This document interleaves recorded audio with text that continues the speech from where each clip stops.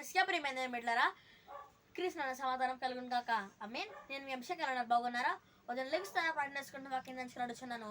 ఒకవేళ ఇంకా అన్న ప్రార్థన చేసుకోకపోతే ఉన్న పాటలు మోకరించి ప్రార్థన చేసుకుని వాక్యం దంచుకుని తెలియజేస్తున్నాను బిడ్డలారా. తద్వారా దేవుడు మీతో మాటలు మిమ్మల్ని ఆశ్రయించి మిమ్మల్ని విశ్వాసంలో నా స్నేహితులను మరింత బలపరచడానికి తెలియజేస్తూ ప్రతి దినము దేవుని వాగ్దానం అనే ఈ ఆత్మ చక్కటి కార్యక్రమంలో వాగ్దానం చదువుతున్నాను. యెహోవా నీ నివాస మందిరమును, నీ తేజో మహిమ నిలుచు స్థలమును నేను ప్రేమించున్నాను. కీర్తన గ్రంథం 26:8. నేను మిడ్ల వాగ్దానం అంటే ఏం తెలుసుకోవాలంటే, దావీదు మహారాజుకి ఏం రాస్తున్నారంటే, యెహోవా నీ నివాస మందిరమును, నీ తేజో మహిమ నిలుచు స్థలముని ప్రేమిస్తున్నాను. దావీదు మహారాజు గారు గొర్రెలు కాపరి ఉండి మరి దేవుడిని స్తుతించడం ద్వారా, మరి దేవుని ప్రేమించడం ద్వారా, మరి దేవుణ్ణి మనం ఆశ్రయించడం ద్వారా మరి దేవుడు అతన్ని ఒక రాజుగా చేశారు కనుక ఏదైనా ఆయన రాజు అయినప్పటికి కూడా మరి దేవుడిని ప్రేమించడం మానలేదు.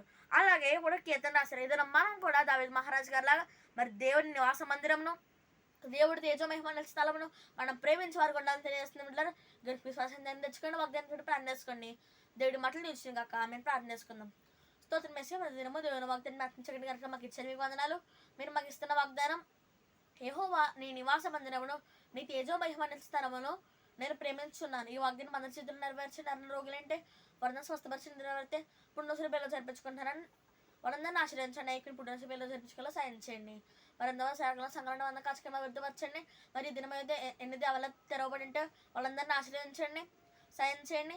ఈ వీడియో ఎవరు చేస్తున్నారు అందరి వాగ్దానం నెరవేర్చండి. ఎత్తున ఇచ్చినాం తండ్రి ఆమేన్. కనుక దేని బిడ్డలారి వాగ్దానం మీరు పొందుకున్నారు కనుక లైక్ చేయండి, షేర్ చేయండి, సబ్స్క్రైబ్ చేసుకుని మంచి మంచి కామెంట్స్ పెట్టండి. దేవుడి మమ్మల్ని నిలిచిన కాక ఆమేన్.